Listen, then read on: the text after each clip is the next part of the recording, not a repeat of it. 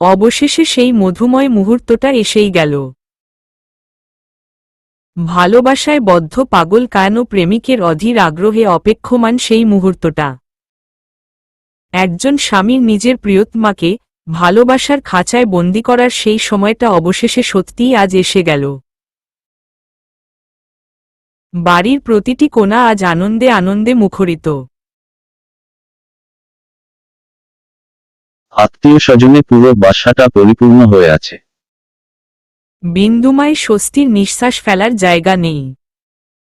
গ্রাম থেকে সবাই এসেছে, কিন্তু একমাত্র প্রিয়ন্তী বাধে। সে যতই ক্যারেক্টার ঢিলা হোক, কিন্তু গতবারের ওই ঘটনার পর সাদিদের মুখোমুখি আবারও হবার তার সাহস নেয়। তাই পড়াশোনা অজুহাত দিয়ে বিয়েতে আসেনি। তাকে বাদ দিয়ে সবাই নীলার বিয়েতে উপস্থিত। নীলাকে নিয়ে এখনই কনভেনশন সেন্টারের উদ্দেশ্য তারা বেরিয়ে যাবে। তাই শেষ মুহূর্তের প্রস্তুতিতে সবাই ভীষণ ব্যস্ত সময় পার করছে। পদ্মলয়ারও চলছে বউ আনতে যাওয়ার চরম প্রস্তুতি। কোনো কিছুর যেন কমতি না হয়, সেদিকে সবার তীক্ষ্ণ দৃষ্টি রয়েছে। বরের বাড়ির সবাইও নিজেদেরকে প্রায় তৈরি করে ফেলেছে।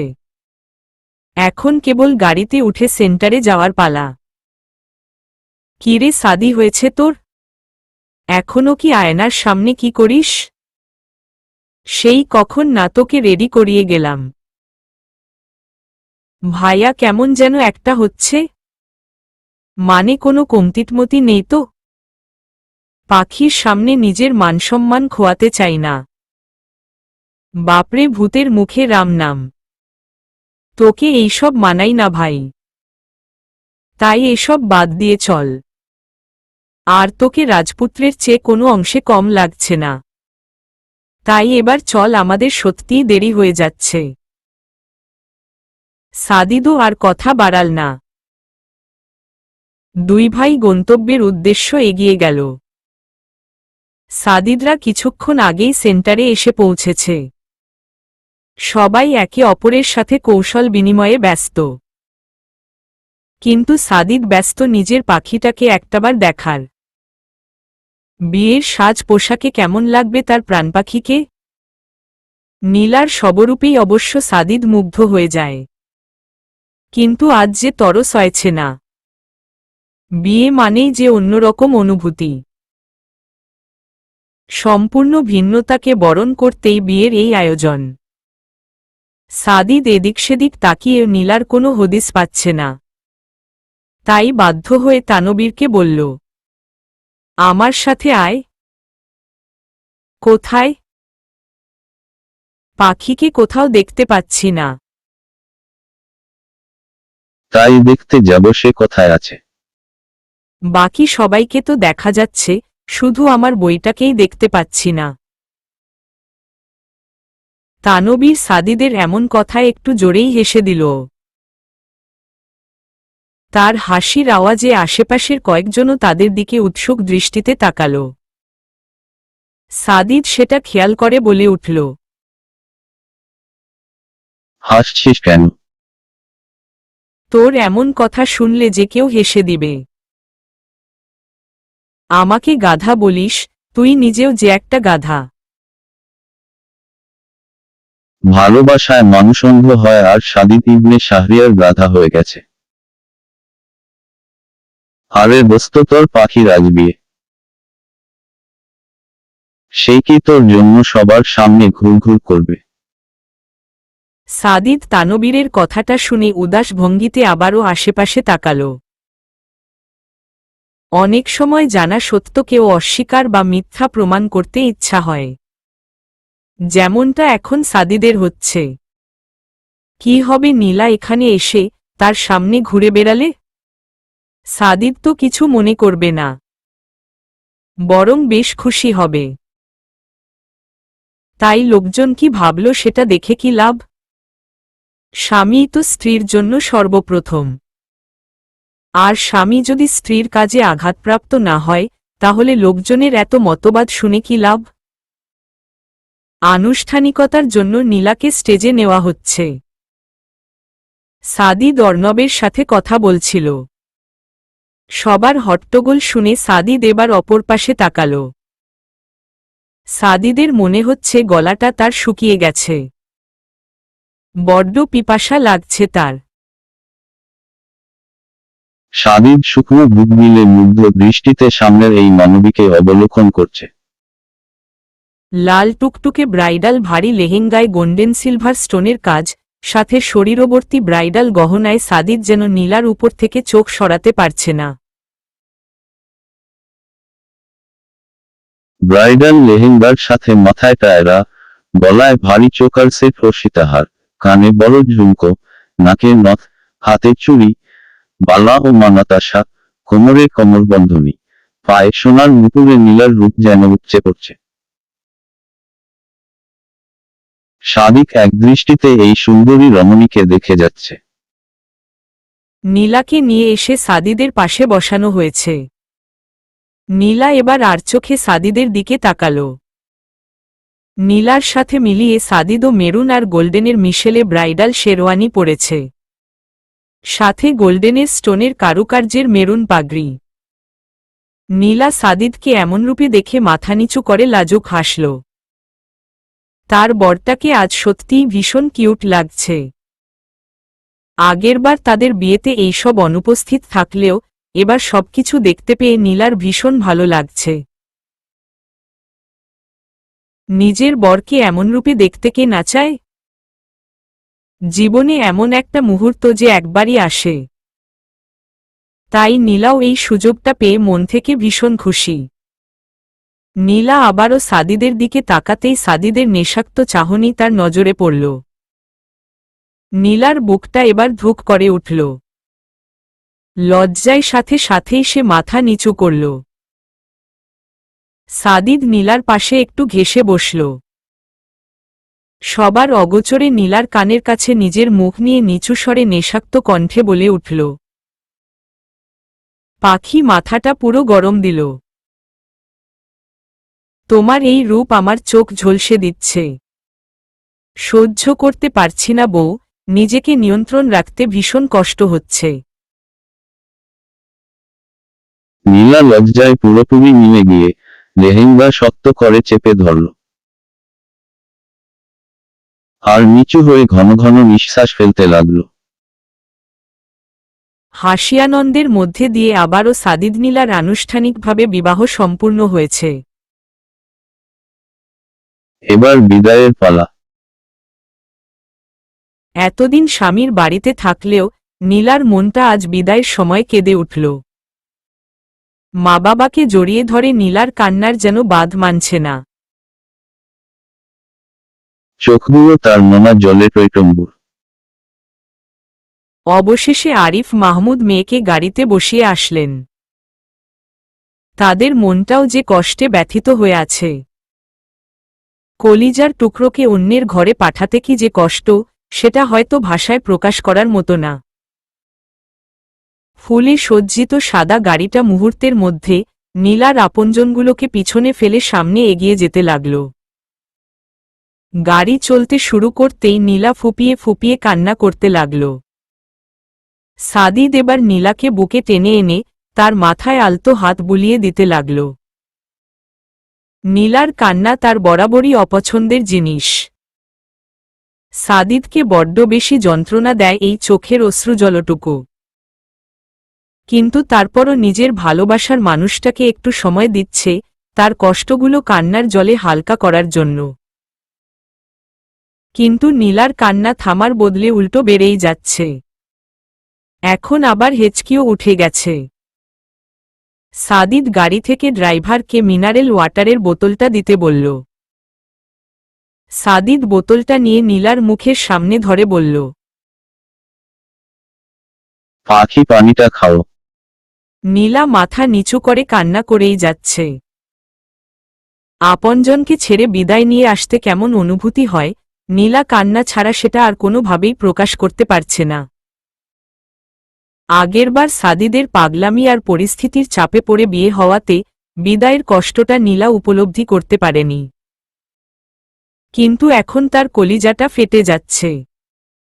আর নিজের থেকেও বেশি কষ্ট হচ্ছে একলা মা বাবাকে এভাবে রেখে আসতে। তাকে ছাড়া কিভাবে থাকবে তারা? বাবা তো বাসায় থাকাকালীন এক মুহূর্তও নীলাকে দূরে রাখে না। সবসময় এইটা সেইটা নিয়ে নীলাকে পাশে রাখতে চায়। তার মাও একরকম। ভালোবাসা প্রকাশ না করলেও শাসনের জন্য হলেও নীলার পিছনে সবসময় পড়ে থাকে। মা বাবার কথাটা ভেবে আবারও নীলা ডুকরে কান্না করে উঠল। সাদিদ আর সহ্য করতে না পেরে নীলাকে শক্ত করে নিজের সাথে জড়িয়ে ধরল। নীলার মাথায় অনবরত হাত বুলিয়ে দিতে দিতে বলল, পাখি প্লিজ আর না, অনেক কেঁদেছ। এবার কান্না থামাও। তোমার অশ্রুজল আমার সহ্য হচ্ছে না। নীলা এবার কান্না মিশ্রিত ধরা গলায় বলে উঠল, আমাম্মু আবাব্বু খুব একা হয়ে গিয়েছে। ভীষণ কষ্ট হচ্ছে। আমরা যাব তাদের কাছে। কালকেই তো আবার আসব। প্লিজ বেবি আর কান্না করে না। নীলা চেষ্টা করছে, কিন্তু কান্না যে থামতেই চাইছে না। কান্নাগুলো তার গলায় এসে আটকে আছে। সাদিদ এবার দুষ্টু হেসে নীলার পিছন দিয়ে নিজের হাত নিয়ে তার কোমর চেপে ধরল। নীলা চমকে গিয়ে সাদিদের দিকে তাকাল।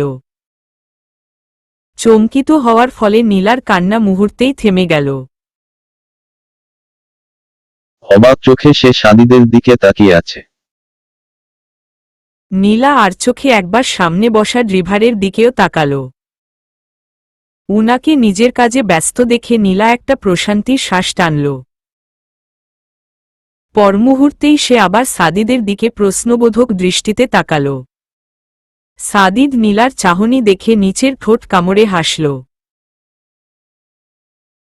নীলার কোমরে আরেকটু জোরে চেপে ধরে কানের কাছে মুখ নিয়ে ফিসফিসিয়ে বলল, বিয়ের এতদিন পরও কেউ বিদায় এভাবে কান্না করে? এতদিন স্বামীর সাথে থেকেও স্বামীকে আপন করতে পারোনি। ভুল করেছ পাখি, বড্ড বড় ভুল। তার জন্য রাতে শাস্তির জন্য প্রস্তুতি নাও। এখন এত কান্না করলে রাতে যে অশ্রুর অভাব পড়বে। তাই কলিজা কিছু অশ্রুজল রাতের জন্য তুলে রাখো। নীলা এবার কান্না ভুলে লজ্জায় চুপসে গিয়ে গাড়ির বাহিরে দৃষ্টি দিল। নিঃশ্বাসের উঠানামা ক্রমশ বেড়ে গেছে তার। সাদিদ পাশ থেকে স্পষ্ট নীলার ঘন নিঃশ্বাসের আওয়াজ পাচ্ছে। সাদিদ নিঃশব্দে মৃদু হাসল। তার লজ্জাবতী লাজুকলতা বউ এবার লজ্জায় কুঁকড়ে আছে।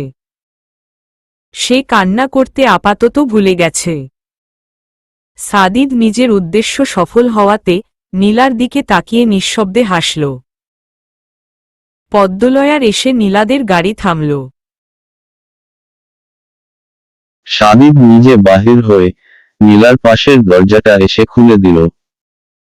নীলার হাত ধরে তাকে গাড়ি থেকে আস্তে করে নামাল। নীলা অবাক হয়ে সবার দিকে তাকিয়ে আছে। সে এতদিন এখানেই ছিল। শুধু গতকাল ওই বাসায় গিয়েছে। কিন্তু এখানের সবাইকে দেখে মনে হচ্ছে সে সত্যিই আজ এই বাড়িতে প্রথম এসেছে। সবাই নতুন বউকে বরণ করতে অধীর আগ্রহে অপেক্ষা করছে। কিন্তু নীলা যে এখানের অনেকটা সময়ের পুরনো। নীলার এসব চিন্তাভাবনার মাঝেই সাদিদ নীলাকে কোলে তুলে নিল। এই কি করছেন আপনি? এইটা আমাদের বাড়ির নিয়ম বউ। নিজের বউকে কোলে নিয়ে বাড়িতে প্রথম পা রাখবে। তাই আমিও বাধ্যগত ছেলে হয়ে নিয়মের মর্যাদা রক্ষা করছি। নীলা আর এই ব্যক্তির সাথে কথা বলতে যায়নি। কেননা বলে যে লাভ নেই। উল্টো নীলাকে কথার মারপেচে ফেলে অস্বস্তিতে ফেলে দিবে। বধূবরণ বেশ সুন্দরভাবে শায়লা খাতুন সম্পূর্ণ করল। নিজের আরেকটা মেয়েকে আবারও বাড়িতে দেখে তিনি ভীষণ খুশি। তার সাথে সবাইও খুশি। নীলার আগমনে সবাই যেন খুশিতে উপচে পড়ছে। বাধাহীন সেই খুশি। ফুলে ফুলে সজ্জিত মনোরম এক কক্ষে নীলাকে বসিয়ে রাখা হয়েছে। এই কক্ষটা তার ভীষণ পরিচিত। দীর্ঘ রজনী সে এই কক্ষে সাদিদের সঙ্গে অতিবাহিত করেছে। কিন্তু তারপরও নীলার আজ অন্যরকম একটা অনুভূতি হচ্ছে। একেবারে নতুন, শরীরে দাগকাটা একটা অনুভূতি। টকটকে লাল গোলাপ, হাসনা হেনা, বেলি, রজনীগন্ধায় নীলার বহু পরিচিত এই কক্ষটার রূপ পরিবর্তনে ব্যবহৃত হয়েছে। নীলা চোখ ঘুরিয়ে ঘুরিয়ে বিমোহিত দৃষ্টিতে এই সৌন্দর্য ভরা, সুঘ্রাণ মিশ্রিত নিজের নামে লিস্ট করা এই রুমটাকে অবলোকন করে যাচ্ছে। কারো কাছে নিজের মধ্যকার সুপ্ত অনুভূতির বহিঃপ্রকাশ ঘটাতে এমন একটি রুমই যথেষ্ট। প্রেমিক মনে ভালোবাসার বোলা দিতে ফুলের এমন মনকাড়া সুগন্ধির জুড়ি মেলা ভার। হঠাৎ দরজার লাগানোর আওয়াজে নীলার দৃষ্টিতে ব্যাঘাত ঘটল। নীলা শব্দ উৎপত্তির দিকে দৃষ্টি নিক্ষেপ করল। সাদিদ এসেছে এবং সে ইতিমধ্যে ফ্রেশ হয়ে ড্রেসও চেঞ্জ করে নিয়েছে। হালকা কারুকার্যের সাদা পাঞ্জাবিতে তাকে বড্ড বেশি স্নিগ্ধ লাগছে। সাদিদ এগিয়ে আসতেই নীলাও বিছানা থেকে নেমে আসল। আর সাদিদকে কিছু বলতে না দিয়েই নিচু হয়ে তার পায়ে হাত দিল। সাদিদ জানে বাসররাতে স্ত্রীগণ নিজের স্বামীদের পায়ে হাত দিয়ে সালাম করে। কিন্তু তারপরও নীলার হঠাৎ এমন সালাম করাতে সে অবাক হয়ে গেছে। তারপর বিষয়টা বুঝতে পেরেই মৃদু হেসে নীলার বাহু ধরে তাকে উঠিয়ে নিজের বুকে নিয়ে আসল। নীলার মাথায় গভীর চুমু খেয়ে বলল, সালাম করতে হবে না, আমার বুকে এসে মাথাটা রেখ, তাহলেই হবে। নীলা চুপ করে সাদিদের বুকে মিশে আছে। সাদিদের শরীরের একটা মিষ্টি ঘ্রাণ আছে, যা সবসময় সাদিদের মাঝে তাকে হারিয়ে ফেলতে সাহায্য করে। আজও নীলা নাক টেনে টেনে সাদিদের শরীরের মিষ্টি ঘ্রাণটা উপভোগ করছে। সাদিদ কিছু মুহূর্ত পর নীলাকে বুক থেকে ছাড়িয়ে বলে উঠল, পাখি, রাত অনেক হয়েছে, এখনো এইসব চেঞ্জ করনি কেন? নাকি আমি বলেছিলাম বিধায় আমার আশায় বসেছিলে? বলেই সাদিদ দুষ্টু হাসল। নীলা লজ্জা পেয়ে চলে যেতে নিতেই সাদিদ তার হাত টেনে ধরল। কথা যেহেতু দিয়েছে, পালন অবশ্যই করব। এখানে বস, আমি তোমাকে হেল্প করছি। সাদিদ নীলাকে কিছু বলতে না দিয়েই বিছানায় এনে তাকে বসাল। তারপর খুব যত্নে নীলার শরীরে পরিহিত সব গয়না খুলতে লাগল। কিন্তু তাতেও সাদিদের দুষ্টুমি জড়িত আছে। সাদিদ একটা করে গহনা খুলছে আর সেই জায়গাতে চুমু খেতে লাগল। নীলা পারে না দৌড়ে রুম থেকে বেরিয়ে যেতে, কিন্তু যাওয়ার রাস্তা নেয়। তাই সাদিদের এই শরীর হিম করা স্পর্শগুলো নিজের ঠোঁট কামড়ে সহ্য করতে লাগল। সাদিদ নীলার গলাতে, হাতে, কানে, নাকে, মাথায়, পায়ে, কোমরে থাকা এক এক করে সবগুলো গহনা নিজের হাতে খুলে দিল। আর অপরদিকে নীলা বেচারির ভয়াবহ অবস্থা। হাতের কয়েকটা নখ তার অনায়াসে ভেঙে যেতে পারে। কেননা সাদিদের স্পর্শগুলো নীলাকে পুরো নাড়িয়ে দিচ্ছিল। নিজেকে স্থির রাখতে সে অনবরত বিছানার চাদরে নিজের শক্তি প্রয়োগ করতে থাকে। সাদিদ নীলাকে এখনো বসে থাকতে দেখে বাঁকা হেসে বলল, এর পরের টুকুও আমাকে দিয়ে করাতে চাও? আমার কিন্তু কোনো প্রবলেম নেই পাখি, বরং আমার বেশ খুশি খুশি ভাব হচ্ছে। নীলা সাদিদের বুকে হালকা কিল বসিয়ে বলল, অসভ্য লোক একটা, সবসময় খালি জ্বালাতন। পাখি, এখনো তো আগুন জ্বলাতেই পারেনি। ফ্রেশ হয়ে আসো, এমন আগুন জ্বালবো একটা সমুদ্র সেই আগুন নিভাতে অক্ষম হবে। নীলা আর এক মুহূর্ত দাঁড়াল না। লজ্জা থেকে বাঁচতে সে দৌড়ে ওয়াশরুমের দিকে ছুটল। সাদিদ দুষ্টুমি মনোভাব বাদ দিয়ে তাড়াতাড়ি বলে উঠল, এই পাখি দাঁড়াও। নীলা থেমে গেল। কিন্তু পিছনে না ফিরেই ঠাই এক জায়গায় দাঁড়িয়ে রইল। সাদিদি আবার বলল, অনেক রাত হয়েছে পাখি, তাই শাওয়ার নিলেও শরীর কম ভেজাবে, নতুবা আবার ঠান্ডা লেগে যাবে। নীলা মৃদুস্বরে বলে উঠল, আচ্ছা। নীলা ওয়াশরুমে যেতেই সাদিদ পুরো রুমটা ভালো করে একবার দেখে নিল। রুমটাতে সৃষ্ট পরিবেশ সত্যিই ভীষণ মণিমুগ্ধকর। বিভিন্ন রকম ফুল, ভিন্ন আকৃতির ক্যান্ডেলে একটা নজরকাড়া মনমাতানো পরিবেশ সৃষ্টি হয়েছে। নীলা ওয়াশরুম থেকে বেরিয়ে আসতেই সাদিদ সেদিকে তাকাল। বিয়ের কাপড় চেঞ্জ করে নীলা হালকা মিষ্টি কালারের একটা শাড়ি পরেছে বললে ভুল হবে, শুধু পেঁচিয়ে এসেছে। নীলা যে শাড়ি পরতে পারে না সেটা সাদিদের আর বোঝার বাকি নেই। সাদিদ ঠোঁট টিপে হেসে নীলার দিকে এগিয়ে আসল। নীলা শাড়ির এদিক সেদিক ধরে টানাটানি করছে। সাদিদ নীলাকে টেনে এনে ড্রেসিং টেবিলের সামনে বসাল। নীলা শাওয়ার নিয়ে চুলও ভিজিয়ে ফেলেছে, তাই টুপটুপ করে চুলের কিছু পানিও নিচে পড়ছে। তাই সাদিদ টাওয়েল হাতে নিয়ে নীলার ভেজা চুল মুছতে লাগল। নীলার চুলগুলো যত্ন সহকারে মুছে দিয়ে সাদিদ নিচু হয়ে নীলাকে জড়িয়ে ধরল। নীলা আয়নায় সাদিদকে দেখছে। সেও মোহনীয় দৃষ্টিতে নীলার দিকেই তাকিয়ে আছে। নীলা লজ্জা পেয়ে মাথা নিচু করল।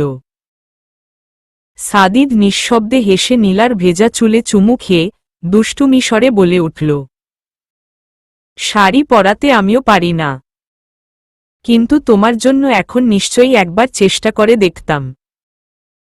কিন্তু পরে ভাবলাম একটু পর যেহেতু খুলতেই। সাদিদকে আর কিছু বলার সুযোগ না দিয়েই নীলা তাকে ছাড়িয়ে দৌড়ে বারান্দায় চলে আসল। নিঃশ্বাস এত ঘন ঘন পড়ছে যে নীলা সেটা স্পষ্ট শুনতে পারছে। সাদিদও নিচের ঠোঁট কামড়ে বারান্দায় এসে দাঁড়াল। প্রিয়তমার মুখ না দেখেও সাদিদ স্পষ্ট বুঝতে সক্ষম তার প্রাণপাখি আজ লজ্জায় কুকড়ে যাচ্ছে। সাদিদ ধীর পায়ে এসে নীলাকে পিছন থেকে জড়িয়ে ধরল। নীলা মুহূর্তেই মৃদু কেঁপে উঠল। সাদিদ তার কাঁধে মাথা রেখে কাঁধের উন্মুক্ত অংশে ঠোঁট স্পর্শ করল। সাদিদের তপ্ত নিঃশ্বাসগুলো নীলার শরীরে ঝড় বইয়ে দিচ্ছে। নীলার সহ্যশক্তির বাহিরে সাদিদের এই উষ্ণতম স্পর্শ। এই উষ্ণতার অর্থ নীলা বুঝতে সক্ষম বিধায় তার এত শিহরণ। কেননা আজ যে সাদিদ তৃষার্ত। আজ পিপাসিত পথিকের ন্যায় তৃষাতুর দৃষ্টি সাদিদের। সাদিদের সেই তৃষার্ত দৃষ্টি যে নীলার সহ্য শক্তির বাহিরে, সে সহ্য করতে পারে না। তাই সাদিদের সাথে দৃষ্টির এই লুকোচুরি খেলা। নীলা বারান্দার রেলিং সর্বশক্তি দিয়ে আঁকড়ে ধরে, নিজেকে স্থির রাখতে চাচ্ছে। সাদিদ আলতো হাতে নীলার হাত খপাটা খুলে দিল। নীলার পিঠ ছাড়িয়ে ঘন কেশগুলোতে সাদিদ নিজের নাক ডুবিয়ে দিল। প্রাণভরে সে নিজের প্রিয়তমার চুলের ঘ্রাণ নিচ্ছে। নীলার চুলের সুগন্ধিভরা ঘ্রাণে সাদিদ ক্রমশ নেশাগ্রস্ত হয়ে পড়ছে। সাদিদ নীলার চুলগুলো একপাশে সরিয়ে কানের কাছে মুখ নিয়ে ভীষণ আবেগমাখা কণ্ঠে মোহনীয় স্বরে বলে উঠল, একদিন দেখেছিলাম সুন্দর এক স্বপ্ন। নদীর তীরে আমরা বসেছিলাম মগ্ন। যখন তুমি ধরেছিলে আমার হাত, পুষ্পসম প্রস্ফুটিত হয়েছিল প্রভাত। কানে কানে বলেছিলে চুপি চুপি। মৃদু বাতাস করেনি কোনো কারচুপি। আমার হৃদয় লেগেছিল এক সারা। তুমিই আমার অন্তরে দিয়েছিলে নাড়া। তোমার জন্য ফুল তুলতে চাইলাম একটি। তখন শুরু হয়ে গেল মুষলধারে বৃষ্টি। আমি তোমাকে বলেছিলাম, এস প্রিয়তম। লজ্জা পেয়ে তুমি হয়েছিলে অবনত। আমার জীবনে তুমি দিয়ে দিয়েছ দোলা। আমার জীবনে যদিও ছিল কত ঝামেলা। তোমাকে কত ভালোবাসি, এটা রেখ স্মরণ। তোমার তরে হাসি মুখে মৃত্যু করব বরণ। আমাদের ভুবনে থাকবে না কোনো বেদনা। থাকবে না কোনো বিরহ আর দেনা পাওনা। তোমাকে ছেড়ে আমি কখনো দূরে যাব না। তোমার ব্যাপারে আমি পিছোপাও হব না। ঢেকে রাখব তোমায় দিয়ে সব ভালোবাসা। প্রমাণ করতে পারি, তুমিই আমার আশা। আমার জীবনে তুমি এনে দিল পরিবর্তন। তোমার জন্য আমার সব। এটা রেখ স্মরণ। তোমার হৃদয়ের মাঝে আমায় দিও আসন। তুমিই আমার ভালোবাসা, তুমিই আমার ভুবন। ভালোবাসা মানে দুজনের পাগলামি। পরস্পরকে হৃদয়ের কাছে টানা। ভালোবাসা মানে জীবনের ঝুঁকি নেয়া। বিরহবালুতে খালি পায়ে হাঁটাহাঁটি। ভালোবাসা মানে একে অপরের প্রতি খুব করে ঝুঁকে থাকা। ভালোবাসা মানে ব্যাপক বৃষ্টি। বৃষ্টির একটানা ভিতরে বাহিরে দুজনের হেঁটে যাওয়া। ভালোবাসা মানে ঠান্ডা কফির পেয়ালার সামনে অবিরল কথা বলা। ভালোবাসা মানে শেষ হয়ে যাওয়া কথার পরেও মুখোমুখি বসে থাকা। একটা পৃথিবী চাই আমার দিবে। সেখানে শুধু থাকবে তুমি মানবী। ভাসবে না তোমার মনে আমার ছাড়া আর কারো প্রতিচ্ছবি। একটা আকাশ চাই, পারবে দিতে তুমি। সেখানে উড়বে শুধু তোমাকে ঘিরে আমার স্বপ্ন ঘুরি। সেই বাতাস চাই, দাও আমায়। যে শুধু বয়ে বেড়াবে একটি ধ্বনি, ভালোবাসি তোমাকে আমি। না থাকবে না তার কোনো প্রতিধ্বনি। সবকিছুই হবে। যদি একবার বল আমার ভালোবাসায় জীবন সাজাবে তুমি।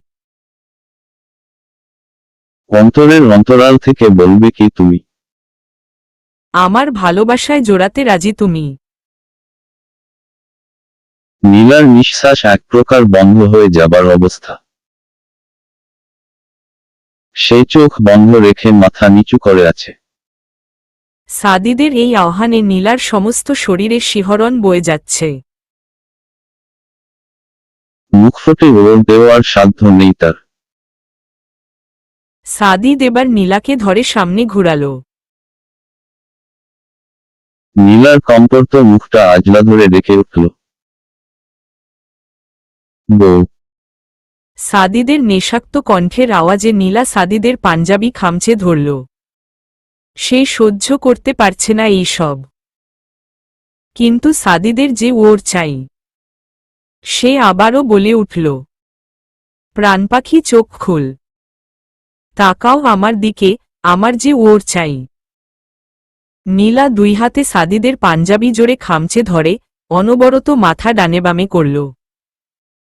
অর্থাৎ সে চোখ খুলবে না। সাদিদ নীলার মুখটা নিজের হাতে আজলা ভরে ধরে মুখটা উঁচু করল। নীলার বন্ধ চোখের পাতায় মৃদু ফু দিয়ে বলে উঠল, প্রাণপাখি চোখ খুলো, ঘোমটা সরাও। লাজ শরম কেন এত? বিলিয়ে দাও বুকের ভালোবাসা যত। পূর্ণ কর মনের সব আশা। ছোঁয়ায় ছোঁয়ায় দাও না একটু ভালোবাসা। আজ তুমি আমি এই বাসর রাতে পাশাপাশি দাঁড়িয়ে একসাথে। বিধির বিধানে হয়েছি বন্দী। হবে দুজনার অনত্ন প্রেমের সন্ধি। কেটে গেছে কত দিনরাত।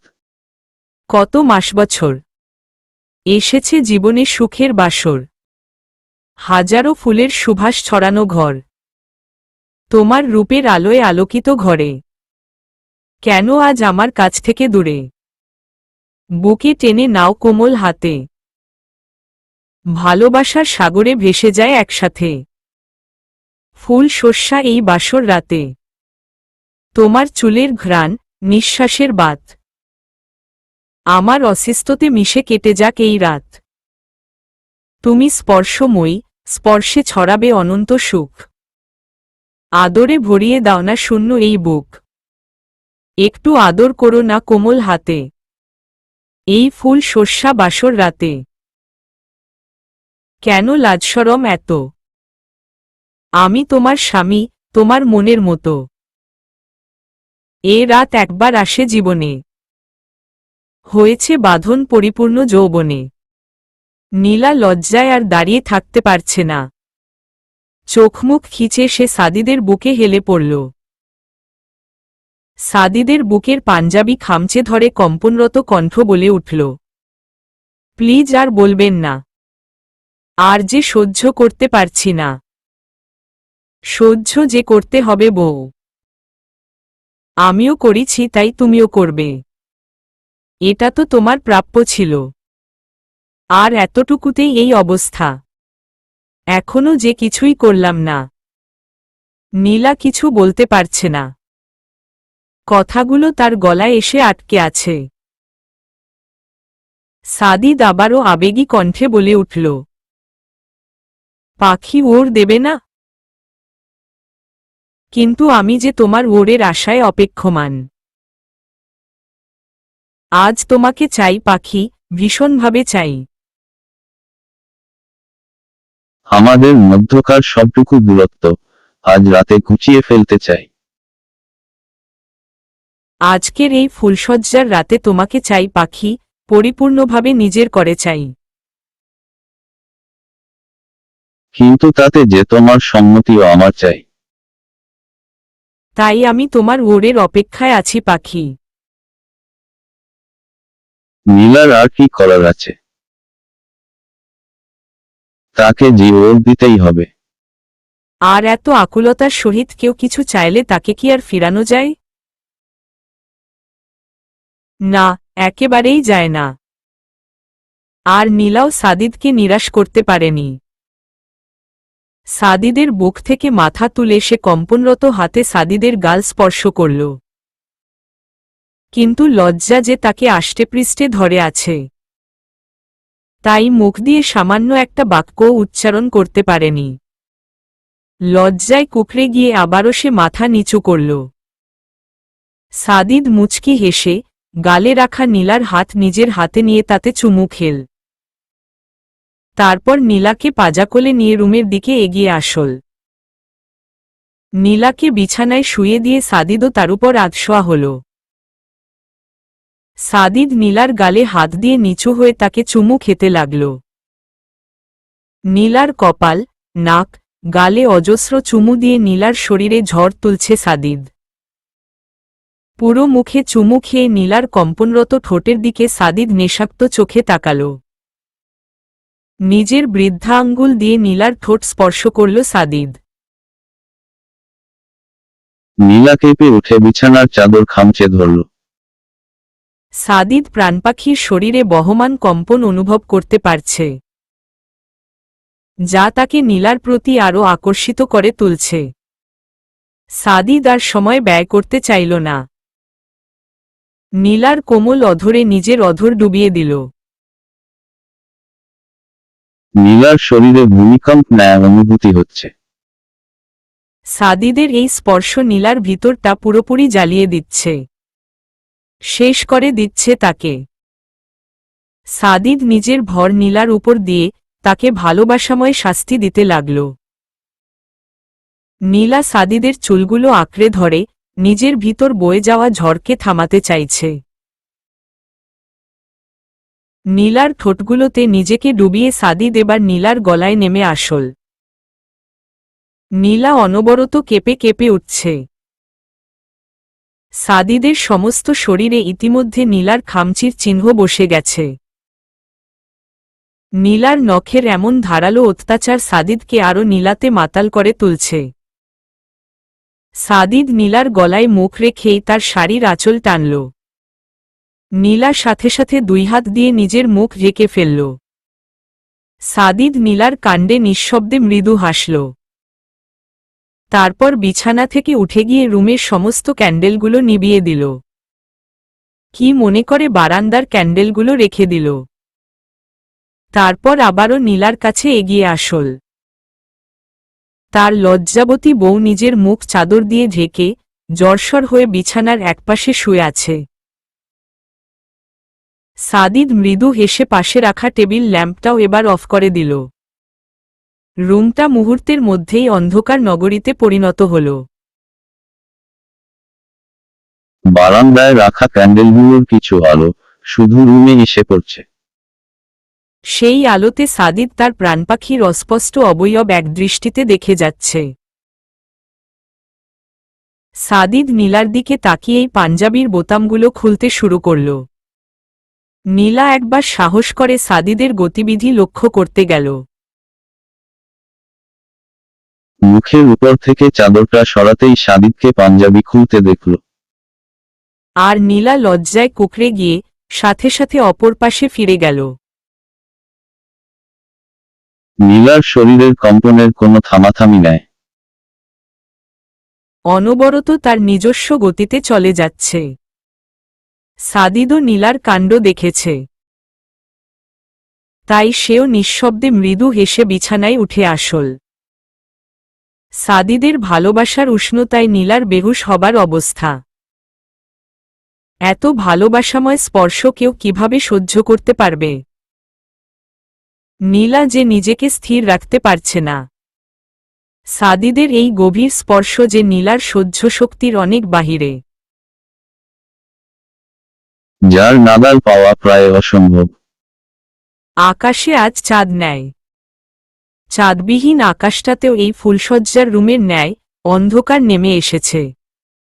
হয়তো চাঁদটাও আজ নীলার মতোই লজ্জা পাচ্ছে। তাই নিজেকে সবার থেকে আড়াল করে রেখেছে। কেননা আজ যে দুটি মানবমানবী নিজেদের অস্তিত্বে মিশে যাবার পায়তারাতে আছে। চাঁদটা যে সাদিদের মতো নির্লজ্জ নয়, তাই সে লজ্জায় কুকড়ে গিয়ে মেঘকে আজ নিজের সঙ্গী বানিয়েছে। চাঁদটাও যে সাদিদ নীলার মাঝে তৃতীয় ব্যক্তি হতে অনিচ্ছুক। ঠান্ডা বাতাসে শরীর বারবার শিহরিত হয়ে যাচ্ছে। ঘণ্টাখানেক আগে প্রকৃতিতে বৃষ্টির খেলা চলেছে। তার রেশ ধরেই এই হিমশীতল আবহাওয়া। বারান্দার দরজাটা হালকা খোলা থাকায় বাতাসের ঝাপটায় রুমের পর্দাগুলো বিরামহীনভাবে উড়ে চলছে। বাতাসের সাথে প্রতিযোগিতার এক লড়াই চলছে তাদের। তারা নিজেদের মধ্যে স্থির থাকতে চাইছে, কিন্তু বাতাস তাদেরকে সেই সুযোগ দিতে চাচ্ছে না। উড়িয়ে দিচ্ছে নিজের তালে তালে। সাদিদও একইভাবে নীলার খোলা চুলগুলোকে নিয়ে খেলছে। কিছুক্ষণ পর দেয়ালে টাঙানো রেডিয়াম ঘড়িটির দিকে সে তাকাল। তারপর নীলার উদ্দেশ্য বলে উঠল, পাখি ঘুমিয়ে পড়েছ? নীলা সাদিদের বুকে মাথা রেখেই ডানে বামে মাথা নাড়াল, কিন্তু মুখে কিছু বলল না। সাদিদ মৃদু হেসে নীলাকে বুক থেকে নামিয়ে তাকে নিয়েই বিছানায় শুয়ে পড়ল। তারপর নীলার উপর আধশোয়া হয়ে সাদিদ কিছুক্ষণ একদৃষ্টিতে নীলার দিকে তাকিয়ে থাকল। কিন্তু নীলা একবারও চোখ উপরে তুলে তাকাল না। সাদিদ সেটার কারণ বুঝতে পারছে, কিন্তু তারপরও দুষ্টুমি করার জন্য বলল, কি হয়েছে পাখি? কথা বলছ না কেন? নীলা আবারও নিঃশব্দে মাথা ডানে বামে করছে।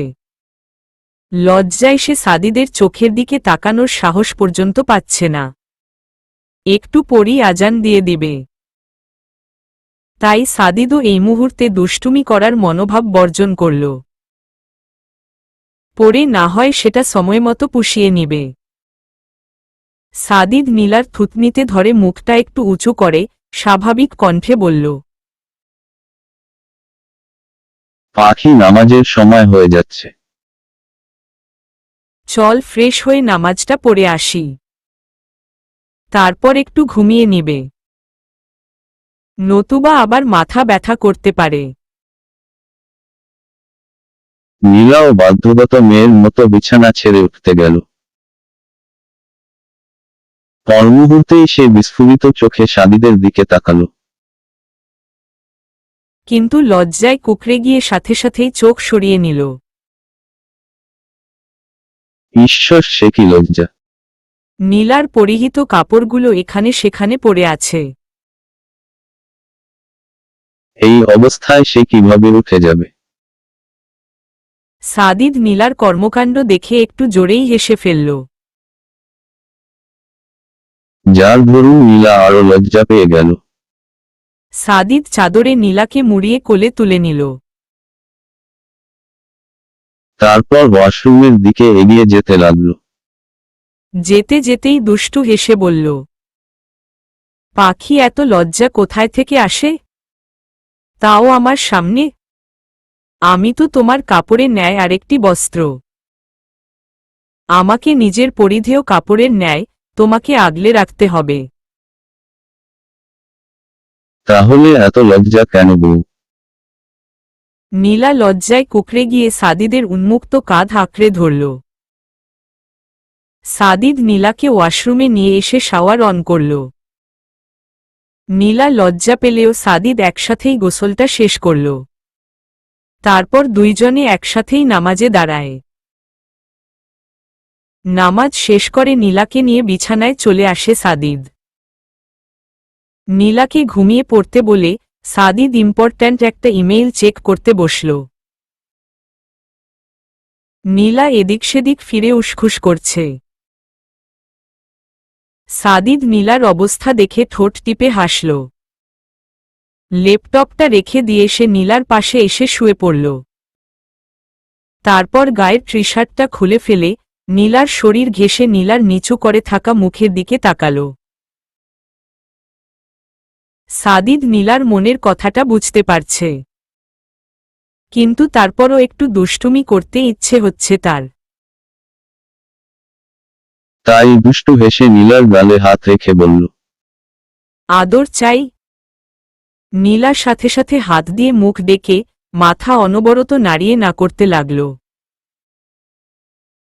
সাদিদ নীলার মুখের উপর থেকে হাতটা সরিয়ে তার মুখের কাছে মুখ নিয়ে বলল, কেন? আদর ভালো লাগেনি? আদর কম হয়েছিল? হলে বলো, এখন পূর্ণ করে দিচ্ছি। নীলা লজ্জায় কুকড়ে গিয়ে অপরদিকে দৃষ্টি নিক্ষেপ করল। এই ছেলেটাও না, একবারে অসভ্যের শেষ পর্যায়ে। ভীষণ ঠোঁটকাটা। সাদিদ নীলার লজ্জারাঙা মুখটা দেখে নিচের ঠোঁট কামড়ে হাসল। নীলার মুখটা নিজের দিকে ঘুরিয়ে আবারও বলল, পাখি, আমি কিন্তু কোনো কিছু কম করে করতে পারি না। তাই কম হয়ে থাকলে বলো। আদর ভালোবাসায় আবারও তোমাকে নিয়ে ভালোবাসার সাগরে ডুব দিয়ে আসি। নীলা সাদিদকে মৃদু একটা ধাক্কা দিয়ে বলে উঠল, সরেন তো, খারাপ লোক একটা। সবসময় শুধু অসভ্যতামি করা, অশ্লীল কথাবার্তা বলা ছাড়া আর কিছু বলতে পারে না। জান তো, ছাড়ুন আমাকে। সাদিদ নীলার কথা শুনে হাসতে লাগল। তারপর নীলাকে কিছু বুঝে উঠতে না দিয়েই ঠোঁটে চুমু খেতে লাগল। নীলার সাথে সাথে আবেশে চোখজোড়া বন্ধ করে ফেলল। সাদিদ কিছু মুহূর্ত পর নীলাকে ছেড়ে দিয়ে বলে উঠল, সবাই যখন রসের কাঙাল। আমার কিসের দোষ? রাম থেকে এসে বামে অন্ত। সবাই খোঁজে ভাজ। ক্ষুধা আমার লাগেনি যদিও। চাইতে কিসের লাজ? বিলিয়ে দিল হাজার চোখে। নাগরিক পথ পড়ে। আমিও তবে স্বাদ নিয়ে নেই, দাম কমবার তরে। সস্তায় পেলে সবাই ছড়ায়। সব পুরুষেই মিল। সেই কথাটাই কবিতায় এলে। আমি শুধু অশ্লীল। নীলা সাদিদের কথায় লজ্জায় লাল হয়ে গেল। মাথা নিচু করে সে ঘন ঘন নিঃশ্বাস ফেলছে। সাদিদ মৃদু হেসে নীলাকে তার বুকে টেনে আনল। নীলাকে দুই হাতে আষ্টেপৃষ্ঠে জড়িয়ে ধরে বলল, অশ্লীল না হয়ে উপায় আছে পাখি? বউ যে আমার মারাত্মক লেভেলের লজ্জাবতী। বুক ফাটলেও তার মুখ ফুটে না। আমার বুকে ঘুমাতে চাও, সেটা প্রথমেই আমাকে বললে পারতে। তাহলে আর এসব বলতাম না। আর এত লজ্জা পাও কেন? তোমার উপর আমার যেমন অধিকার আছে, তেমনিভাবে আমার উপরও তোমার অধিকার আছে। তাই নিজের অধিকারর প্রয়োগ করে স্বামীর আদর খেতে যে কোনো সময় কাছে চলে আসবে। নীলা সাদিদের কথায় লাজুক হাসল। তারপর নিচু স্বরে বলে উঠল, আমি কি করব? বলতে লজ্জা করছিল। আর আপনিও তো অনেক খারাপ, বুঝে বুঝে এতক্ষণ আমাকে জ্বালিয়েছেন। কারণ তোমাকে জ্বালাতে পারলে নিজের মনটা শীতল হয়ে যায় বউ। বাজে লোক একটা, আমাকে জ্বালিয়ে নিজে শান্তির অনুভূতি গ্রহণ করছে। যায় বলো পাখি, এই অভ্যাসটা কিন্তু ত্যাগ করতে পারব না। তুমি যতই লজ্জায় কুকড়ে যাও না কেন, তোমার এই লজ্জাকে ভাঙ্গাতে এই সাদিদ সবসময় হাজির থাকবে। বলেই সাদিদ নীলার মাথায় চুমু খেল। নীলা লাজুক হেসে সাদিদের বক্ষরম নিয়ে খেলতে লাগল। সাদিদ মৃদু হেসে তাদের উপর চাদরটা ভালোভাবে মুড়িয়ে দিয়ে নীলাকে নিজের সাথে আরো জড়িয়ে নিল। নীলার মাথায় আলতো হাত বুলাতে বুলাতে বলে উঠল, পাখি এখনো কষ্ট হচ্ছে? নীলা বুক থেকে মুখ তুলে সাদিদের দিকে তাকাল। সে সাদিদের কথাটা ঠিক বুঝে উঠতে পারেনি। যখন বুঝতে পারল, সাথে সাথেই লজ্জায় কুকড়ে গিয়ে সাদিদের বুকে মুখ গুঁজল। নীলার শ্বাস প্রায় আটকে যাবার অবস্থা। সাদিদ আবারও বলল, এত লজ্জা পাও কেন? আমিই তো। আর স্বামীর কাছে আবার এইসব নিয়ে কি লজ্জা? এবার লক্ষ্মী মেয়ের মতো বলতো কষ্ট হচ্ছে কিনা? নীলা তারপরও লজ্জায় মুখে কোনো ওর না দিয়ে সাদিদের বুকে নাক লাগিয়ে মাথা ডানে বামে নাড়িয়ে না বুঝাল। সাদিদ হালকা হেসে নীলার মাথায় আবারও হাত বুলাতে লাগল। তাহলে এখন একটু ঘুমিয়ে নাও, নতুবা আবার মাথা ব্যথা করতে পারে। নীলা অলক্ষ্মী মেয়ের মতো সাদিদকে আঁকড়ে ধরে চোখ বন্ধ করল। সাদিদও নীলার মাথায় হাত বুলাতে বুলাতে কিছু মুহূর্ত পর চোখ বন্ধ করল। শান্তর রাগে মেজাজ খিচড়ে যাচ্ছে। ফাইজলামিরও একটা লিমিট থাকে। এখন যে সেটা সহসীমার বাহিরে চলে যাচ্ছে। গত 2টা মাস ধরে সে লাগাতার এইসব বিরক্ত সহ্য করে যাচ্ছে। এমন সাত সকালে ফোন দিয়ে জ্বালানোর জন্য শান্ত ফোনটা হাতে নিয়ে রাগী স্বরে বলে উঠল, সমস্যা কি আপনার? বাংলা কথা বুঝেন না? আমাকে এত বিরক্ত কেন করছেন? আমার কিন্তু এবার সহ্যর বাহিরে চলে যাচ্ছে। আমার মুখ থেকে গালাগালি না শুনতে চাইলে প্লিজ আর কোনো দিন ফোন দিবেন না। সমস্যা নেই, তোমার যা ইচ্ছা বলতে পার। আমি কিছুই মনে করব না। তারপরও তো অনন্তপক্ষে কথাটুকু বলবে। তোমার কণ্ঠস্বর শুনতে পারলেই আমি শান্তি পাই। দেখুন, একদম নিজের ফালতু কথা বলে আমাকে দুর্বল করতে আসবেন না। আমি আপনার থার্ড ক্লাস ফ্লার্টিং বা প্রণয়চাতুর্য যায় বলেন না কেন, এসবে অন্য মেয়েদের মতো গলে যাব না। আমি হয়তো আপনার বাকি গার্লফ্রেন্ডদের মতো খুব বেশি সুন্দরী নয়, কিন্তু তাই বলে যে নিজেকে যার তার কাছে বিকিয়ে দেব, তেমনটা ভুলেও ভাববেন না। আমি মরে গেলেও আপনার মতো প্লেবয়কে নিজের জীবনে আসতে দিব না। তাই নিজের খেলাচ্ছলে এই প্রেম প্রেম ভান করা এবং আমার প্রতি প্রেমময় আগ্রহ প্রদর্শন করা প্লিজ বন্ধ করুন। আমি সত্যিই আর পারছি না।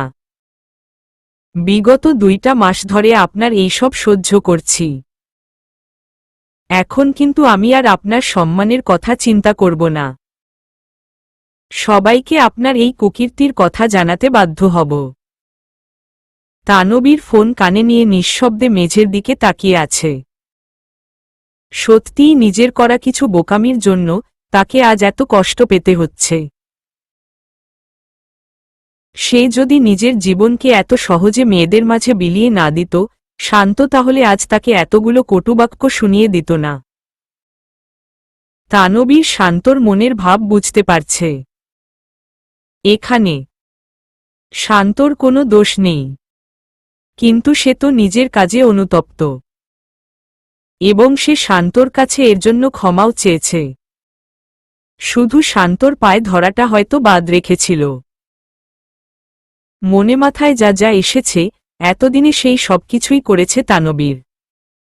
শান্ত হাজার বিরক্ত হলেও তানবীর তার পিছনে আঠার মতো লেগেছিল, কিন্তু তারপরও শান্তর অশান্ত মনটাকে একটুও গলাতে পারেনি সে। যতবার নিজের ভালোবাসার দাবি নিয়ে শান্তর কাছে হাজির হয়েছিল, শান্ত তাকে ভদ্রভাবে যতরকম অপমান করা যায় তেমনটাই করেছে। তানবীরের অশ্রুসিক্ত রক্তলাল চোখগুলো শান্ত দেখেও অদেখা করে চলে এসেছে। তানবীরের নিজেকে বড্ড অসহায় মনে হচ্ছে। মেয়েটাকে সে সত্যিই মন থেকে ভালোবেসে ফেলেছে।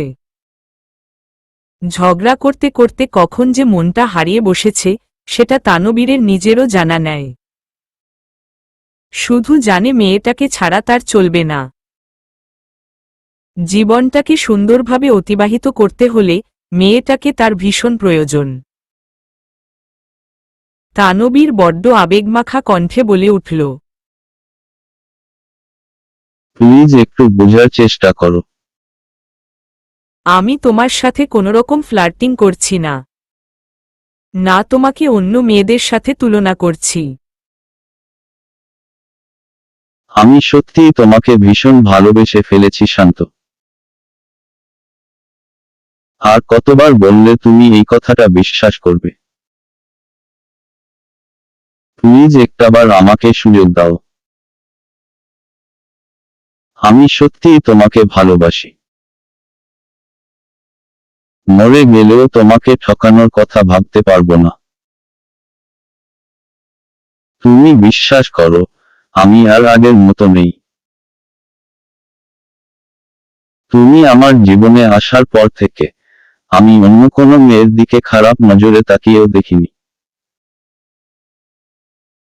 আমি জানি পূর্বে অনেক ভুল করেছি আমি, কিন্তু এর জন্য আমি খুব অনুতপ্ত। তোমার সাথে প্রমিজও করেছি আর কখনো এমনটা করব না। প্লিজ শান্ত, অনেক তো হলো, এইবার আমাকে একটা সুযোগ দিয়ে দেখ। শান্তর কোনো সারা শব্দ না পেয়ে তানবীর ফোন কানের থেকে নামিয়ে সামনে আনল। না, শান্ত এখনো ফোন কেটে দেয়নি। তাই তানবীর আবারও বলে উঠল, শান্ত প্লিজ একটাবার আমাকে সুযোগ দাও। ভালোবাসি বলে কেন এত অবহেলা করছো? তোমার কি মনে হয় আমি শুধু ফ্লার্টিং করার জন্য এত সময় তোমার পিছনে পড়ে থাকব? আমারও তো কাজ আছে। নিজের গুরুত্বপূর্ণ কাজ ফেলে এত সময় নষ্ট করব বলে তোমার মনে হয়? আমি আপনাকে কখনো বলিনি আমাকে প্রমিজ করতে। আপনি যেচে এসে আমাকে এইসব বাজে কথা বলেছেন। আর কি বললেন? এমনটা করতে পারেন কিনা? মিস্টার তানবীর, আপনার মতো ছেলের জন্য সবকিছু সম্ভব। আমি আপনার সাথে ঝগড়া করেছি, আপনাকে অপমান করেছি, তাই আপনার জেদ হয়েছে। আর সেই জেদের বশেই আপনি আমার পিছনে পড়ে আছেন। আপনার স্বার্থসিদ্ধি উদ্ধার হয়ে গেলে আমাকে ছুঁড়ে ফেলতে আপনার 1 সেকেন্ডও সময় লাগবে না। প্লিজ এমনটা বলো না। আমি কখনোই তোমার সাথে এমনটা করার চিন্তা, কল্পনায়ও ভাবতে পারবো না। তারপরও যদি তোমার আমাকে বিশ্বাস করতে কষ্ট হয়, তাহলে আমি তোমাকে নিজের সাথে বিবাহের সম্পর্কে আবদ্ধ করতে চাই। হ্যাঁ শান্ত, ভালোবাসি তোমাকে, আর নিজের করে পেতেও চাই। তোমার যদি আমার কথাগুলো বিশ্বাস করতে এত কষ্ট হয়, তাহলে যে কাজটা আরও বছরখানেক পরে করব ভেবেছিলাম, সেটা এখনই করতে চাই। তারপরও প্লিজ আমাকে বিশ্বাস করো। এতদিনে নিজের আসল উদ্দেশ্যটা স্বীকার করেছেন তাহলে। যাক, তারপরও করেছেন যে শুনে খুশি হলাম। মানে, কি বলতে চাইছো তুমি? এমন ব্যঙ্গাত্মক স্বরে কথা বলছো কেন? হাসির কথা যে বললেন তাই। আমিও এতদিন বুঝে উঠতে পারিনি আপনি কেন এমন করছেন। আজ বিষয়টা পরিষ্কার হয়ে গেল। শুনতে খারাপ লাগলেও আপনি নারী দেহের মোহে পড়েছেন। আমি তো তেমন সুন্দরী না, কিন্তু জেদের বশে আপনি নিজের চাহিদা অবশ্যই মেটাতে পারবেন। নতুবা আপনার ভাষ্যমতে মেয়েদের হট এন্ড শেক। যাক গে, সেসব কথা তুলতে চাই না। নিজের চাহিদা মেটাতে যখন এত সব, প্লিজ কষ্ট করে পতিতাপল্লীতে চলে যান। সেখানে অবস্থিত মেয়েদের আপনার টাকায় ভালো সংসার চলবে, আর আপনিও নিজের চাহিদাগুলো। চুপ। শান্তর ফোনটা হাত থেকে পড়ে গেল। তানবীর এতটাই গর্জে উঠে কথাটা বলেছে যে শান্তর কলিজার পানি শুকিয়ে যাবার অবস্থা। শান্ত ভয়ে ভয়ে ফোনটা আবারও হাতে নিল। কানে তুলার আগেই তানবীরের চিৎকারের আওয়াজ শোনা যাচ্ছে। খবরদার, তোর এই মুখ দিয়ে আর একটা কথাও বলবি না। তোকে নিজের সবটা দিয়ে ভালোবেসেছি, কিন্তু তুই সেটার মর্যাদা দিলই না। আমি অতীতে ভুল করেছি, সেটা স্বীকার করেছি। তুই আমার লাইফে তখন জড়িতও ছিলি না। তারপরও আমি নিজের ভুলের জন্য বারবার তোর কাছে ক্ষমা চেয়েছি। নিজের ভালোবাসার দাবি নিয়ে তোর কাছে মিনতি করেছি। কিন্তু তুই কি করলি? আমাকে সোজা বেশ্যপল্লীর রাস্তা দেখিয়ে দিস। আমি না হয় ভুল করেই ফেলেছি, তার জন্য আমি অনুতপ্ত। তুই বললে সারা জীবন তোর কাছে ক্ষমা চেয়ে যেতাম। কিন্তু তুই সেটা করিসনি। আমার ভালোবাসাকে তুই অপমান করেছিস, তুচ্ছ করেছিস আমার মনের অনুভূতিগুলোকে। আমি তোকে এর জন্য কোনোদিন ক্ষমা করব না, কোনোদিন না। এতদিন তোর কাছে বারবার মিনতি করে গেছি, ক্ষমা চেয়েছি, কিন্তু আর না। তুই আমার ভালোবাসা পাবার যোগ্যতাই রাখিস না। এই তানবীর আজকের পর থেকে আর কোনোদিন তোর সামনে নিজের ভালোবাসা প্রকাশ করতে আসবে না। তোকে তোর বিরক্তিহীন লাইফে স্বাগতম। ভালো থাকিস তুই, খুব ভালো থাকিস। বলেই তানবীর ফোনটা কেটে দিল।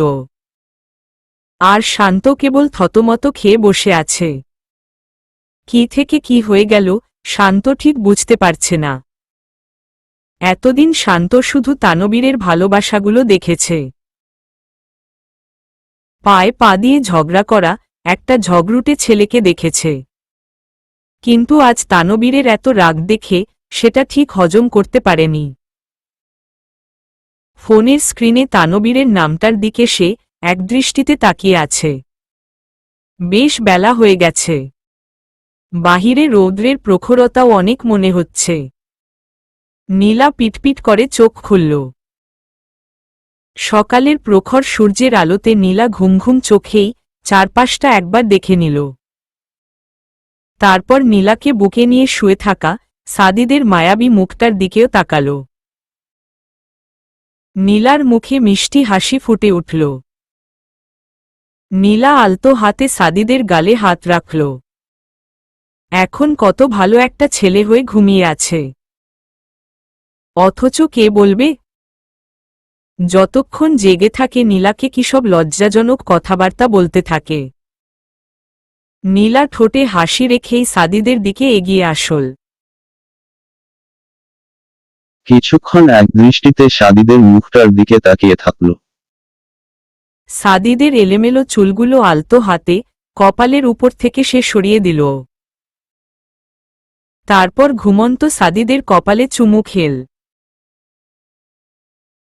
নীলা মাথা তুলতেই অবাক হয়ে গেল। কেননা সাদিদ চোখ খুলে নীলার দিকেই তাকিয়ে আছে। নীলা ধরা পড়ে গিয়েছে বিধায় লজ্জা পেয়ে সরে আসতে চাইল, কিন্তু সাদিদ তাকে ছাড়ল না। নীলাকে টেনে বিছানায় ফেলে তার উপর আধশোয়া হল। কি ব্যাপার বউ, চুপি চুপি বরকে আদর করা হচ্ছে? ছাড়ুন, আমি উঠব। নিজে তো ঠিকই আদর-টাদর করে চলে যাচ্ছ, আমার আদরের কি হবে? নীলা লজ্জা পেয়ে চোখ নিচু করে লাজুক হাসল। সাদিদ নীলার গালে হাত দিয়ে নিজের মুখটা নীলার কাছে এগিয়ে নিল। সাদিদ নীলার কপালে গালে দীর্ঘ চুমু খেল। নীলা মাথা নিচু করেই লাজুক হাসল। সাদিদও মৃদু হাসল। বাহির থেকে মিনুর ডাক আসতেই নীলা সাদিদকে ছাড়িয়ে নিল। তারপর উঠে এসে দরজা খুলে দিল। ছোট ভাবি খালাম্মা আপনাদের কফি দিতে বলছে। আমিই তো যেতাম, মামুনি আবার তোমাকে কেন কষ্ট করে পাঠিয়েছে? আচ্ছা দাও। মিনু সবাই কি নাস্তা করেছে? জি করছে। আপনাদের ডাকতে বারণ করছে, তাই কেউ ডাক দেয়নি। কে বারণ করেছে? খালাম্মাই তো সবাইরে বলছে। নীলা মাথা নিচু করে লাজুক হাসল। কেমন লজ্জাজনক একটা পরিস্থিতি। শাশুড়ি হয়ে ছেলের বউকে যেন না ডাকে, সবাইকে সেটা বারণ করেছে। উনি অবশ্য উনার জায়গায় ঠিক, কিন্তু নীলার যে লজ্জা লাগছে। মিনু চলে যেতেই নীলা কফির মগ হাতে নিয়ে বেড সাউড টেবিলের উপর রাখল। কফি ঠান্ডা হয়ে যাবে, উঠে খেয়ে নিন। সাদিদ ভদ্রছেলের মতো উঠে মুখে পানি দিয়ে আসল। তারপর কফি মগ হাতে নিয়ে বলল, তোমার কফি? ঘুম থেকে মাত্র উঠলাম, এখন কিছু ভালো লাগছে না। একটু পরে খাব। ভালো লাগবে কিভাবে? খাবার দেখলেই তো তোমার যত অসুখ বিসুখ শুরু হয়ে যায়। তুমি কিন্তু আমাকে কথা দিয়েছিলে। আরে আমি কি ভুলে গেছি নাকি? বললাম একটু পরে খাব। শুধু এতটুকুই। নীলা আর এক মুহূর্তে সাদিদের সামনে দাঁড়াল না। এখানে থাকলেই তাকে এখন বকা খেতে হবে। পরনের শাড়িটা পরে ঘুমিয়েছে বলে বেশ কুঁচকে গেছে। তাই নীলা আরেকটা শাড়ি নিয়ে ওয়াশরুমে ফ্রেশ হতে চলে গেল। এমনি অনেক লেট হয়ে গেছে। এখন তাড়াতাড়ি নিচে যেতে হবে। না জানি সবাই কি মনে করছে। নীলা এসব ভাবতে ভাবতেই তাড়াহুড়ো করে শাড়িটা পাল্টিয়ে আসল। আয়নার সামনে দাঁড়িয়ে চুলগুলো গুছিয়ে নিতেই সাদিদের দিকে নজর পড়ল তার। সে একদৃষ্টিতে নীলার দিকেই তাকিয়ে আছে। সাদিদ কফি মগটা রেখে নীলার দিকে এগিয়ে আসতে লাগল। নীলা সাদিদের হাবভাব ঠিক বুঝে উঠতে পারছে না। সাদিদ নীলার পিছনে এসে চুলগুলো ছেড়ে দিল। নীলার তো চোখ বেরিয়ে আসার উপক্রম। লম্বাঘন চুল হলে এই এক সমস্যা, চুল আঁচড়াতে যান চলে যায়। নীলার এত কষ্টের পরিশ্রমে সাদিদের এভাবে পানি ঢেলে দেওয়াতে নীলা ঘুরে সাদিদের মুখোমুখি হল। হালকা রাগ নিয়ে বলল, এটা কি হলো? আমি কতক্ষণ যাবৎ চুলগুলো ঠিক করেছি, এমনিতেই লেট হয়ে গেছে, আপনি আবার লেট করে দিলেন। বাসার সবাই কি ভাববে? যেন কিছু না ভাবে সেই ব্যবস্থাই করলাম। মানে? সাদিদ নীলাকে হালকা জড়িয়ে কানের কাছে মুখ নিয়ে বলে উঠল। শরীরের দাগগুলো বোঝা যাচ্ছিল, পিছন থেকে কোমরের পাশের দাগগুলোও দেখা যাচ্ছিল, তাই চুল দিয়ে ঢেকে দিয়েছি। বলেই নীলার কানে আস্তে করে কামড় বসাল। নীলা লজ্জায় পারছে না মাটিতে মিশে যেতে। ঈশ্বর, কি একটা পরিস্থিতি! নীলা সাদিদকে হালকা ধাক্কা দিয়ে নিজেকে তার থেকে ছাড়িয়ে নিল। তারপর এক প্রকার দৌড়ে রুম থেকে বেরিয়ে গেল। আর অপরদিকে সাদিদ প্রাণপাখির লজ্জামাখা মুখ দেখে ঠোঁট কামড়ে হাসতে লাগল। পার্লারের মেয়েগুলো নীলাকে রিসিপশনের জন্য সাজাতে ব্যস্ত। রিসিপশনের জন্য নীলাকে ব্লু, সিলভার আর ব্ল্যাকের কম্বিনেশনের গর্জিয়াস লেহেঙ্গা পরানো হয়েছে, সাথে মারমেইড ওপেন ব্রেইড হেয়ার। আজ নীলাকে ড্রেসের সাথে মিলিয়ে একটু ভারী মেকআপ করতে হয়েছে। নীলা বারবার না করছিল, কিন্তু সবার জোড়াজুড়িতে অবশেষে করতে হয়েছে। নীলাকে সাজানোর মধ্যেই সবাই এইটা সেইটা নিয়ে হাসাহাসি করছে। বিশেষ করে সাজানোর সময় তার শরীরে সাদিদের দেওয়া চিহ্নগুলো দেখেই সবাই বেশি করে এসব বলতে লাগল। আর নীলা সেসব লজ্জাজনক কথাবার্তা শুনে লজ্জায় মাটিতে প্রায় মিশে যাবার অবস্থা। সাদিদের কিছু কাজ ছিল বিধায় রুমে এসেছিল। দরজায় দাঁড়িয়ে নিজের বউয়ের এমন রূপ দেখে সে উপস্থিত সবাইকে ভুলে একদৃষ্টিতে নীলার দিকেই তাকিয়ে থাকল। হঠাৎ করে সাদিদকে দরজায় দেখে সবাই একটু নড়েচড়ে বসল। বৃষ্টি বলে উঠল, জিজু, কোনো কাজ ছিল? একটু কাজ তো অবশ্যই ছিল, কিন্তু এখানে যে কাজের সুযোগ বা জায়গা কিছুই দেখছি না। তাই নাকি? সমস্যা নেই, আপনার কাজে আমরা বাধা দিব না। এই সবাই একটু বাহিরে আসত, আমাদের জিজুর ইম্পর্ট্যান্ট কাজ আছে। তাই না জিজু? সাদিদ বৃষ্টির কথায় মুচকি হাসল। মেয়েটা বয়সের তুলনায় বড্ড বেশিই বুঝতে পারে। সবাই রুম থেকে চলে যেতেই সাদিদ দরজাটা লাগিয়ে দিল। নীলা তাদের সব কথাই শুনতে পেয়েছে, কিন্তু লজ্জায় কিছু বলতে পারেনি। নীলা আয়নার সামনে চুপটি করে বসে আছে। সাদিদ ধীর পায়ে নীলার দিকে এগিয়ে আসল। নিচু হয়ে নীলাকে পিছন থেকে জড়িয়ে ধরল। আমার বউটাকে ভীষণ মিষ্টি দেখতে লাগছে। নীলা লাজুক হাসল। সাদিদ নীলাকে বসা থেকে উঠিয়ে কোলে তুলে নিল। নীলা এই মুহূর্তে এমনটা আশা করেনি। তার পরিহিত রিসিপশনের জন্য লেহেঙ্গাটার ওজন অনেক হবে।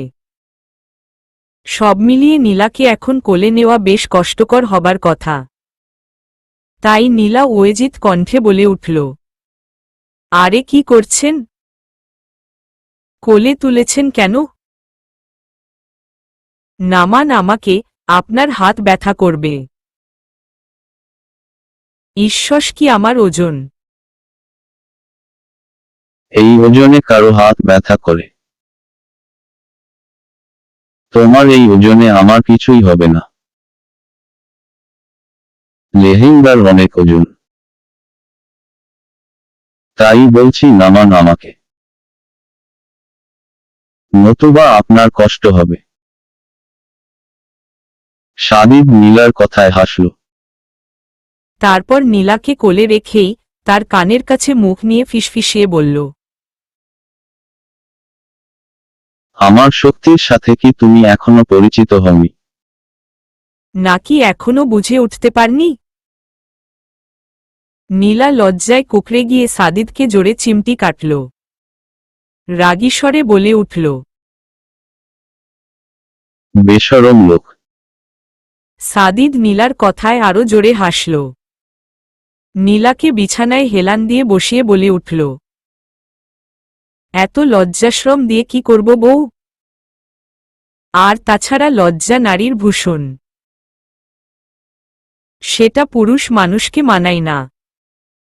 তাই বলে এমন কোথায় লেখা আছে পুরুষ মানুষকে নির্লজ্জের শেষ সীমানায় পৌঁছে যেতে হবে? এত ভদ্র একজন স্বামীকে তুমি এই কথা বলতে পারলে পাখি? এত নিষ্ঠুরতা! ভদ্র আর আপনি? তাহলে এখন থেকে ভদ্রতার ডেফিনেশন চেঞ্জ করে ফেলতে হবে। এমন কথা যে বলছো, আমি তোমার সাথে কি এমন নির্লজ্জের কাজ করেছি? বলো, শুনি কি এমন নির্লজ্জের কাজ করেছি? বলেই সাদিদ দুষ্টু হেসে ভ্রু নাচাল। নীলা বিছানার কুশন নিয়ে সাদিদের দিকে ছুঁড়ে মারল। সাদিদ নীলার রাগী চেহারা দেখে ঠোঁট কামড়ে হাসতে লাগল। তারপর নীলার পাজোড়া ধরতেই নীলা রীতিমতো চিৎকার করে উঠল, পায়ে হাত দিচ্ছেন কেন? হাত সরান! নীলা পা ছাড়ানোর জন্য নড়াচড়া করতেই সাদিদ ধমক দিয়ে উঠল, একদম নড়বে না। পা ধরলে কি হয়? যেখানে তোমার সমস্ত শরীর স্পর্শ করতে পারি সেখানে পা ধরলে কি হবে? আর আমি এইসব কুসংস্কারে বিশ্বাস করি না, তাই আমার কাজে বাধা দিতে আসবে না। নীলা ধমক খেয়ে ভদ্র বাচ্চার মতো সোজা হয়ে চুপচাপ বসে পড়ল। সাদিদ নীলার দুই পায়ের তর্জনী আঙ্গুলে দুটি রিং পরিয়ে দিল। তারপর মৃদু হেসে বলল, এই জিনিসটা খুব একটা চোখে পড়ে না আমার। হঠাৎ দেখে পছন্দ হয়ে গেল আর নিজের বউটার জন্য নিয়ে নিলাম। নীলা মৃদু হেসে বলল, খুব সুন্দর হয়েছে, কিন্তু এসবের কি দরকার ছিল? আপনি আর কত দিবেন আমাকে? এই মেয়ে বেশি কথা বলো কেন? আমার একটামাত্র বউ, তাকে উপহার দিব না তো কাকে উপহার দিব? আর তাছাড়া এমন কি দিয়ে ফেলেছি আমি? আল্লাহ তোমার স্বামীকে তার স্ত্রীর সম্পূর্ণ ভরণপোষণের দায়িত্ব খুব সামর্থ্যের সহিত পালন করার তৌফিক দিয়েছেন। তাই আর কখনো এমন কথা বলবে না। আচ্ছা জান, বললাম না। আর বললেও লাভ কি? আপনি কি আমার কোনো কথা শুনেন?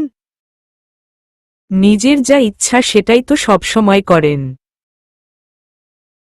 শোনার মতো বললে অবশ্যই শুনব। তুমি বলোই উল্টোপাল্টা কথা, শুনব কিভাবে?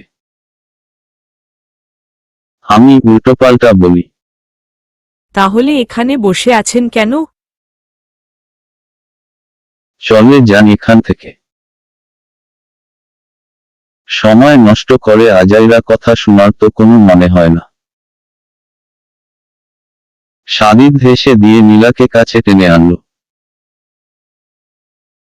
নীলা তাকে ছাড়াতে অনবরত জোর করতে লাগল।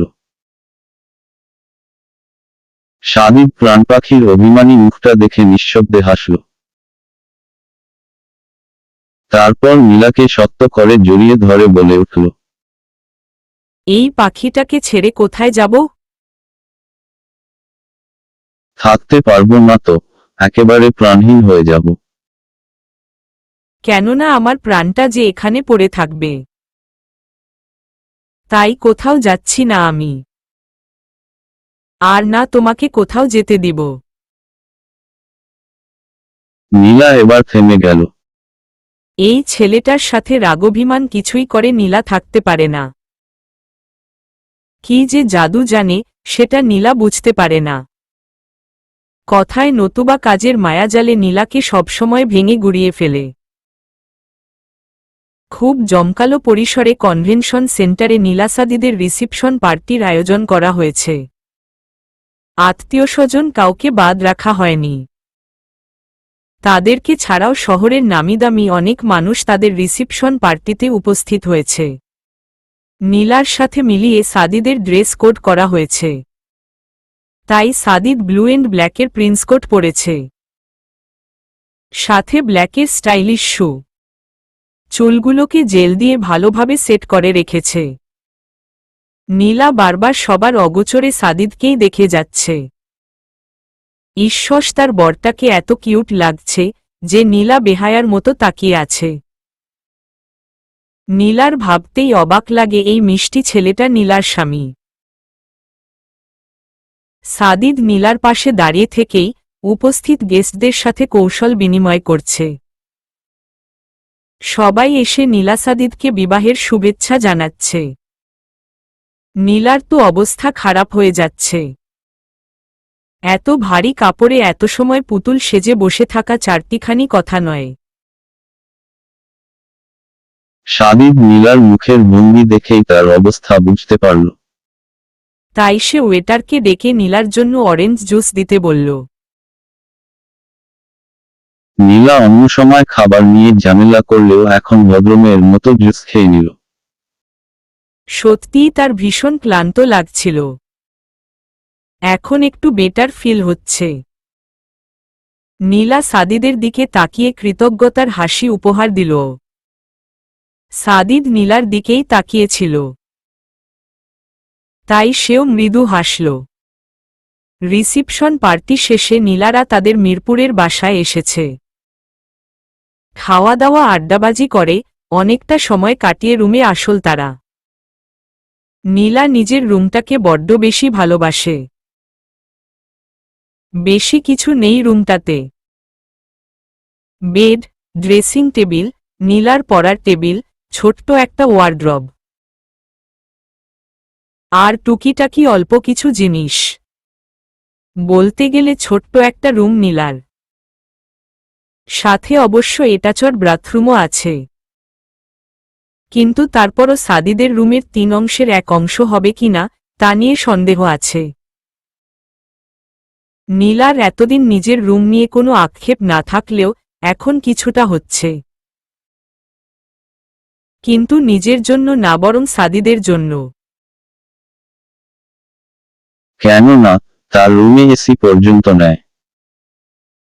আর সাদিদ এই ছোট্ট রুমে কমফোর্ট ফিল করবে কিনা নীলার এইটা নিয়েই টেনশন হচ্ছে। কিন্তু নীলার এমন চিন্তাভাবনার জলাঞ্জলি দিয়ে সাদিদ সোজা এসে বিছানায় শুয়ে পড়ল। জামাইয়াদর খেয়ে খেয়ে সে বেশ ক্লান্ত। নীলা সেই দিকে তাকিয়ে মৃদু হাসল। সাদিদ ক্লান্তিমাখা কণ্ঠে বলে উঠল, পাখি, একটু মাথায় হাত বুলিয়ে দাও। ভীষণ ক্লান্ত হয়ে গেছি। নীলা বিছানায় এসে সাদিদের মাথায় হাত রাখল। সাদিদ নীলার হাতের স্পর্শ পেয়ে চোখ বন্ধ রেখেই বালিশ থেকে মাথা সরিয়ে নীলার কোলে মাথা রাখল। তারপর নীলার কোমর জড়িয়ে ধরে তার পেটে মুখ খুঁজে দিল। সাদিদের গরম নিঃশ্বাস নীলার পেটে পড়ছে, আর তার কম্পন শুরু হয়েছে। সাদিদ হাসতে হাসতে বলল, সবসময় এত কাঁপাকাঁপি করো কেন? এখনো আমার স্পর্শে জোরতা কাটেনি? কিন্তু কেটে যাবার তো কথা।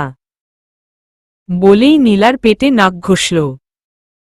নীলা কম্পনরত কণ্ঠে বলে উঠল, এমন করলে কিন্তু চলে যাব। সাদিদ হাসল।